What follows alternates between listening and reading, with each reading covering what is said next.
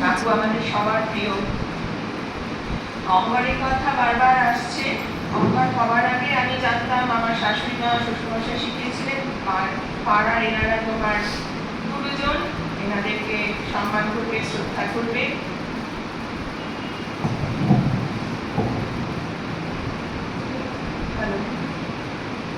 তারপর অঙ্গন যখন হলো 2015 সালে, এটা আমরা বারবারই বলি, পিয়ারের সঙ্গে আমার তখন প্রথম আলাপ। সোমনাথ দা এলেন, একটা নীতি আলেখ্য করতে হবে।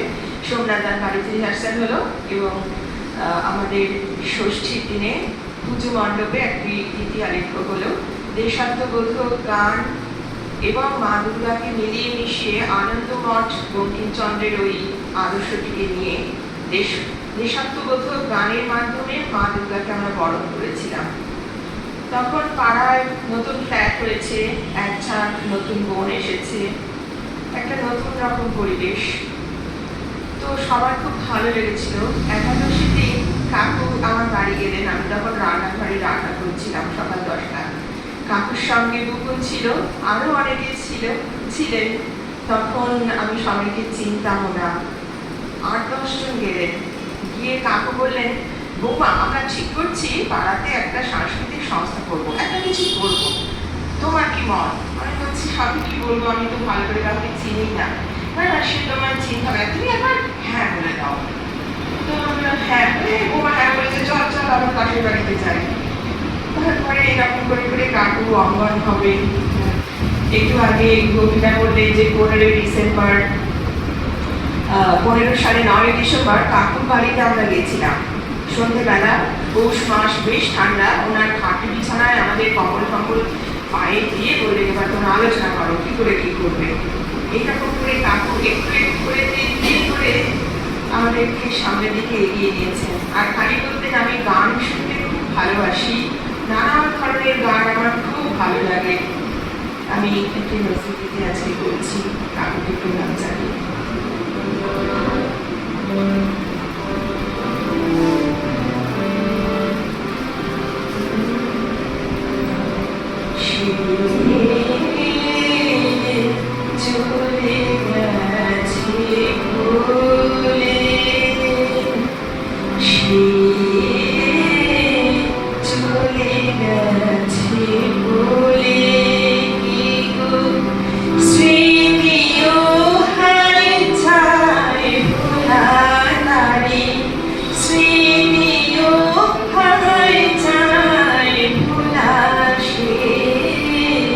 চলে গেছে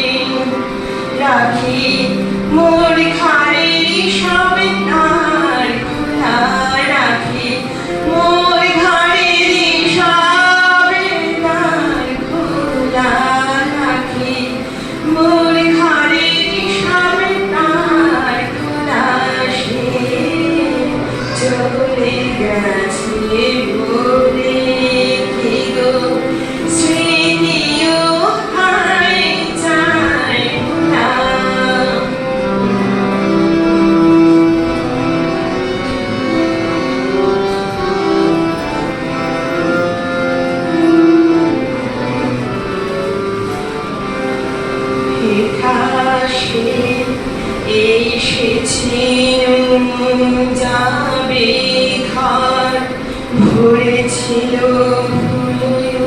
উৎসবে এসেছিল যাবে ঘর ভরেছিল উৎসবে